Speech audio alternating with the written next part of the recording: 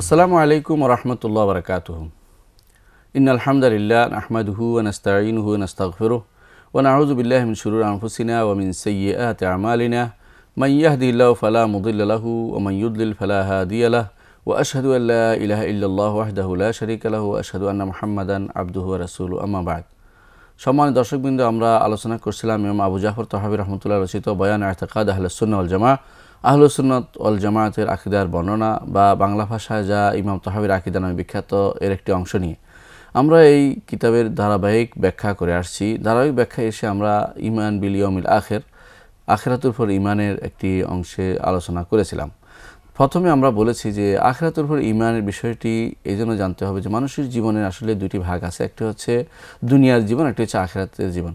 প্রত্যেকটি মানুষেরই, এবং যেভাবে সাদা এবং কালো, যেভাবে দিন এবং রাত্রি, প্রত্যেক দুই সাইড আছে মানুষের জীবনের, দুইটা সাইড আছে। একটা হচ্ছে অস্থায়ী জীবন, সেটা হচ্ছে দুনিয়ার জীবন। একটা স্থায়ী জীবন, যেটা হচ্ছে আখিরাতের জীবন। এবং সেই জীবনের বিষয়টি গায়বী সংবাদ রাসূলুল্লাহ সাল্লাল্লাহু আলাইহি ওয়াসাল্লাম আমাদেরকে দিয়েছেন। এবং যেই জীবনের শুরু আছে, যেই জীবনের কোনো শেষ নেই, সেটা হচ্ছে ইয়াউমুল আখির, শেষ দিবস বা শেষ ইয়াউমুল আখির, অথবা ইয়াউমুল আখির, শেষ দিবস, অথবা যেটাকে আমরা আখিরাতের দিন বলে থাকি, আখিরাতের দিন হিসেবে বলে থাকি। তো এই আখিরাতের এগুলো যে আলোচ্য বিষয়গুলো অত্যন্ত ব্যাপক।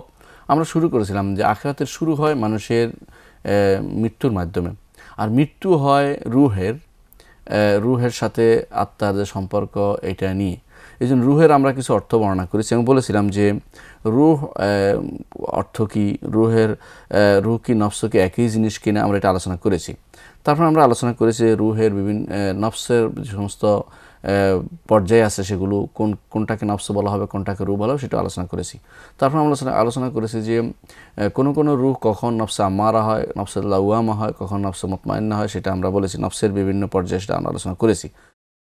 আমরা এটাও বলেছি গত পর্বে যে আসলে নফস একটি, তার বিভিন্ন গুণে গুণান্বিত হয়। কখনো সেটা নফসে আম্মারায় থেকে যায়, যেটা সত্যের আলো পায়নি, কোরআনের আলো পায়নি, নবী রাসূলদের কথা শোনেনি, ওয়াজ শোনেনি, অথবা নিজে পড়ে দেখেনি, অথবা ফেরেশতাদের দোয়া তার জন্য কবুল হয়নি, শয়তানের ওয়াসওয়াসা তার মধ্যে প্রবল আকার ধারণ করে, নফসে আম্মারা। এবং এই যে কাফেরের নফসে আম্মারা, আর ইমানদারের নফস কখনো কখনো নফসে আম্মারা থাকে, তারপর ভালো হইলে সেটা নফসে লাওয়ামা হয়, এবং সবশেষে নফস মুতমাইন্না পর্যন্ত পৌঁছে যায় তার এই নফসগুলো। তো নফস একই ধরনের, কিন্তু এটাকে বিভিন্ন গুণাগুণে ভিন্ন হয়ে যায়, এটা আমরা আলোচনা করেছি। আজকে আমরা আলোচনা করতে চাচ্ছি যে নফস কিভাবে মানুষের শরীর চলে যায়, মানুষের মৃত্যু কিভাবে হয়, এবং এর সাথে সম্পর্ক কি। নফস কি রুহ কি মারা যায়, না মানুষের শরীর মারা যায়? কোনটা মারা যায়, কোনটা, সেটা কি রুহ না সেটা মানুষের শরীর?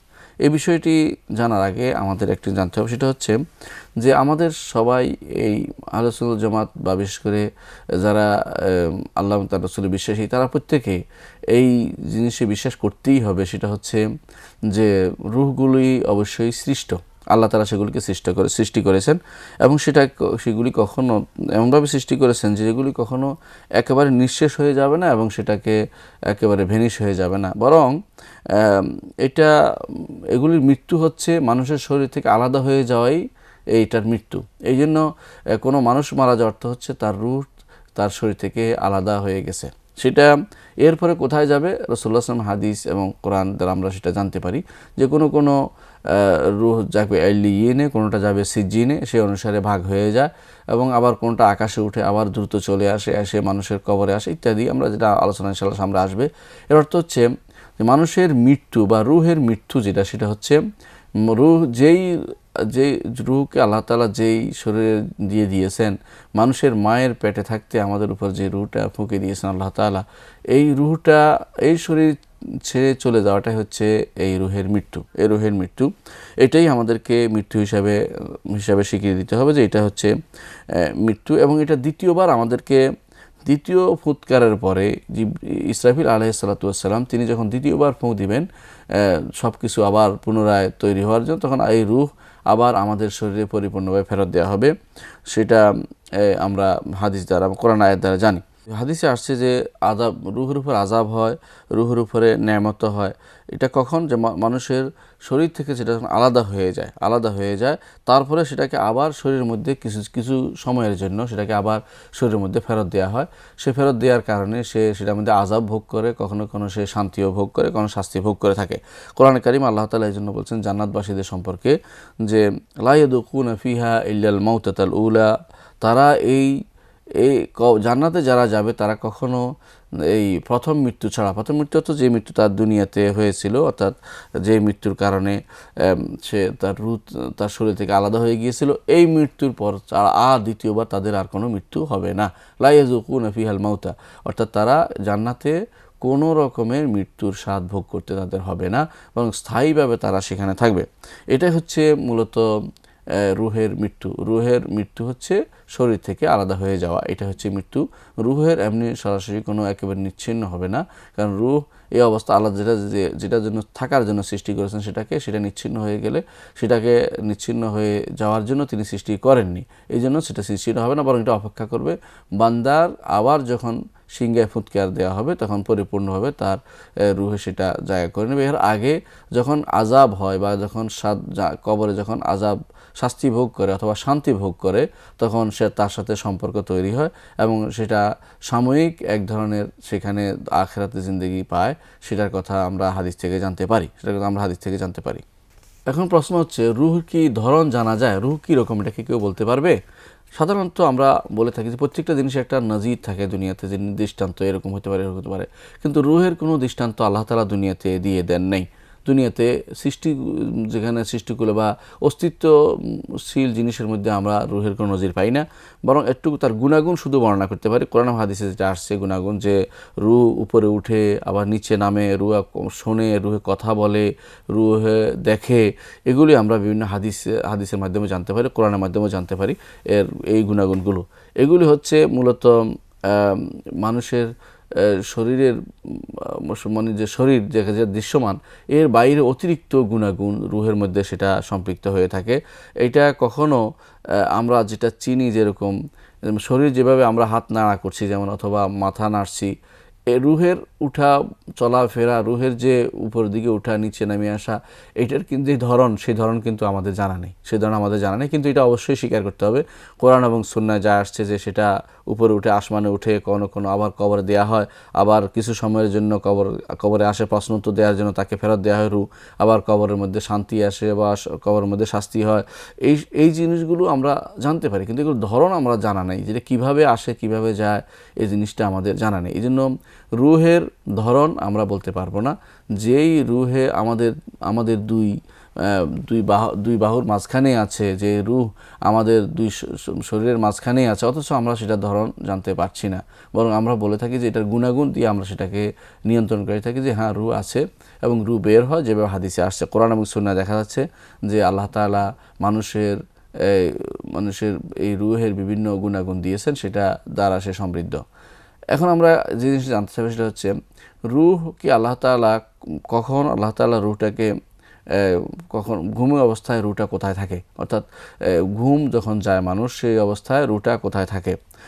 হাদিস থেকে কোরআনের আয়াত থেকে আমরা দেখতে পাই যে মৃত্যুর সময় যেভাবে রূহকে একেবারে নিয়ে যাওয়া হয়, ঘুমের সময় কিন্তু রূহকে একেবারে নিয়ে যাওয়া হয় না, বরং রূহকে আল্লাহ তাআলা এই রূহকে ঘুমের সময় আল্লাহ তাআলা সেটাকে কিছু সময়ের জন্য সেটাকে তার কাছে নিয়ে যান, আবার ফেরত দেওয়ার জন্য।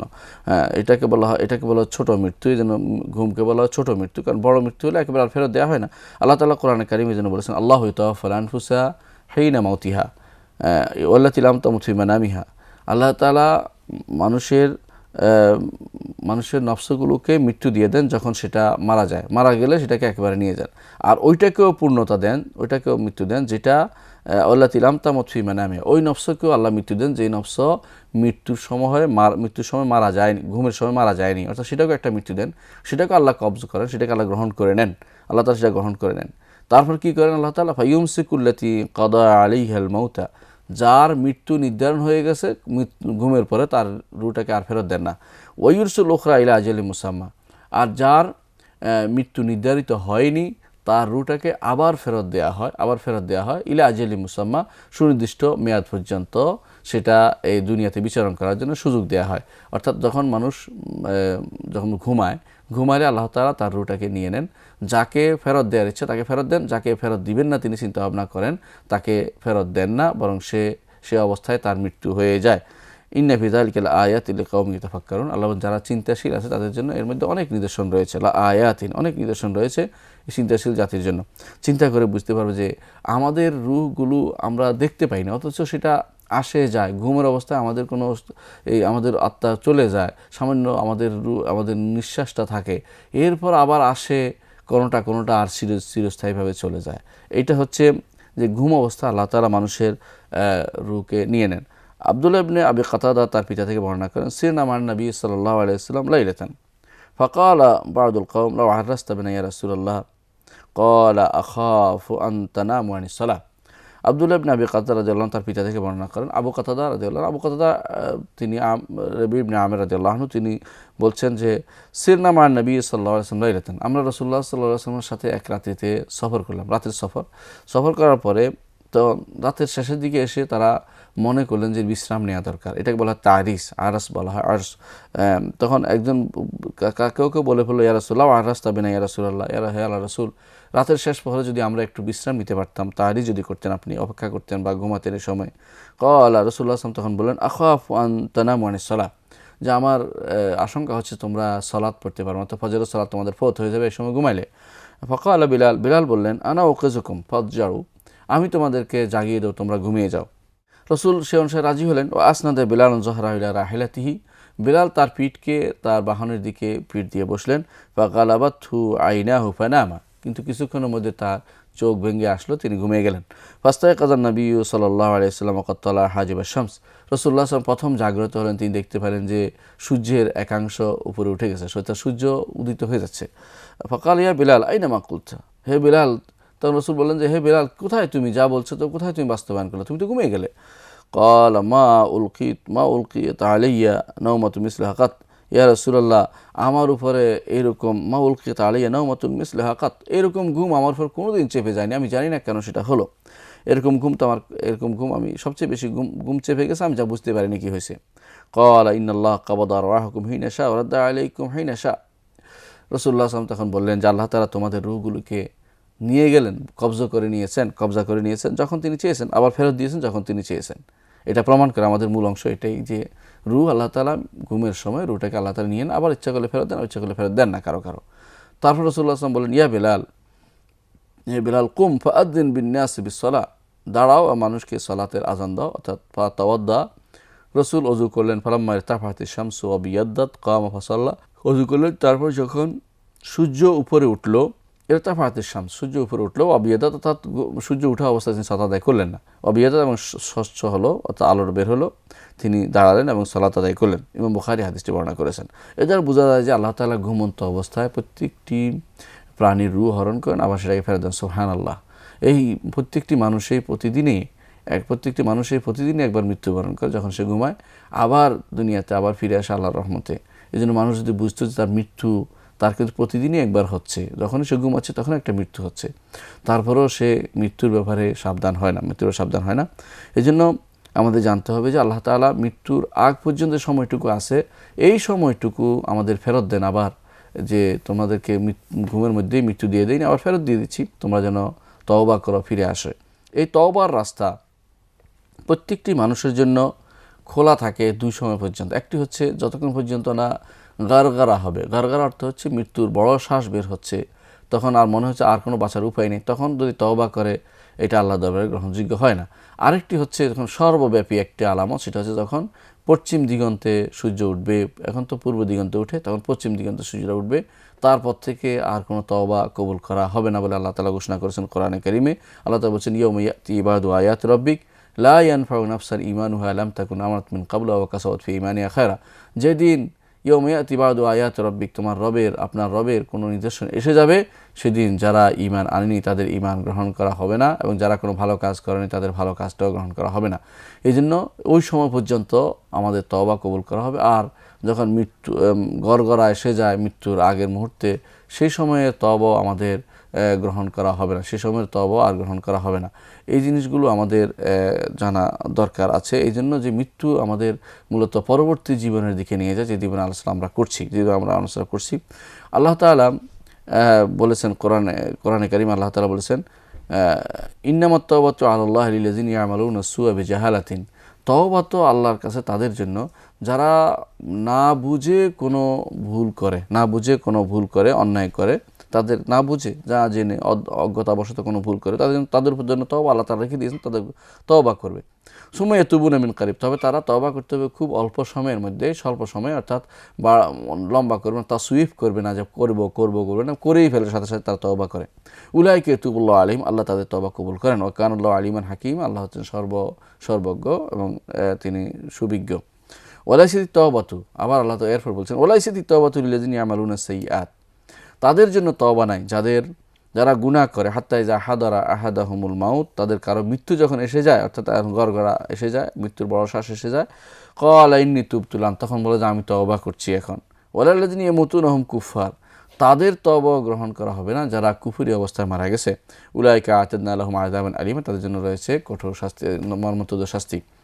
ইবনে ওমর রাদিয়াল্লাহু আনহু বলেন, ইবনে ওমর রাদিয়াল্লাহু আনহু থেকে বর্ণিত, তিনি বলেন রাসূলুল্লাহ সাল্লাল্লাহু আলাইহি ওয়াসাল্লাম বলেছেন ইন্নাল্লাহ ইয়াকবালু তাওবাতাল আবদি মা লাম ইউগারগির, যে আল্লাহ তাআলা বান্দার তওবা কবুল করেন যতক্ষণ না তার বড় শ্বাস বের হয়ে যায়, অর্থাৎ বড় শ্বাস যার পরে আর মৃত্যু অবধারিত, এরকম অবস্থায় পরিণত হলে তার তওবা কবুল করা হয় না।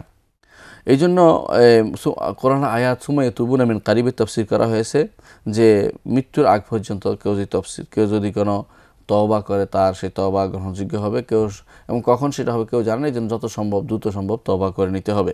হাদিসে এসে রাসূলুল্লাহ সাল্লাল্লাহু আলাইহি ওয়াসাল্লাম বলেছেন যে ব্যক্তির জীবনের আশা আছে তারই তওবা কবুল হবে, এই জন্য আল্লাহ তাআলা যখন বলেছেন উলাইকা ইয়াতুবুল্লাহু আলাইহিম ফাউলাইকা ইয়াতুবুল্লাহু আলাইহিম, তাদের তওবা আল্লাহ তাআলা কবুল করবেন। অর্থ হচ্ছে জীবনে আশা থাকলে, মানুষ যখন জীবনে আশা আছে এই সময় যখন তওবা করে, অর্থ হচ্ছে যে আসলে আল্লাহর কাছে ফিরে আসছে। আর যদি আখিরাতের কথা এসে যায় তখন তার মধ্যে সন্দেহ এসে যায় যে আমি এখন আর যে কোথাও যেতে পারবো না, আল্লাহর কাছে এখন তওবা করছি। আল্লাহ বলে যে এখন তো আর তওবার সুযোগ, এখন তোমাকে চলে আসতেই হবে। সুতরাং এই তওবা আল্লাহর দরবারে আর গ্রহণযোগ্য হয় না, এই তওবা আল্লাহর দরবারে আর গ্রহণযোগ্য হয় না। সুতরাং বোঝা গেল যে আল্লাহ তাআলা আমাদের রূহ ফেরত নিয়ে, আল্লাহ তাআলা আমাদেরকে মৃত্যুর সময় রূহ নিয়ে নেন, আবার ফেরত দেন, যাতে করে আমরা আল্লাহর দরবারে তওবা করে ফিরে আসতে পারি। এরপরে এমন একটা সময় আসে যখন আর আল্লাহ তাআলার দরবারে তওবা কবুল করা হয় না, এবং সেটা হচ্ছে যখন তার মৃত্যু অবধারিত এসে যায়, সে জানে যে আর কোনো পালানোর পথ নাই, তখন তার মৃত্যু অবধারিত এসে যায়। কিন্তু ঈমানদার এবং প্রত্যেকেরই কিন্তু এই মৃত্যুর স্বাদ তাকে গ্রহণ করতে হবে। আল্লাহ তাআলা কোরআনে কারীম বলেছেন কুল্লু নাফসিন যায়িকাতুল মউত, প্রত্যেকটি নফসকেই মৃত্যুর স্বাদ ভক্ষণ করতে হবে। আমরা ইনশাআল্লাহ পরবর্তী আলোচনা এর উপর করব যে কিভাবে ঈমানদারের রূহ হরণ করা হয়, কিভাবে কাফের রূহ হরণ করা, এই বিষয়ে বিস্তারিত আলোচনা করব। ততক্ষণ আপনারা ভালো থাকুন, সুস্থ থাকুন। আসসালামু আলাইকুম ওয়া রাহমাতুল্লাহি ওয়া বারাকাতুহু।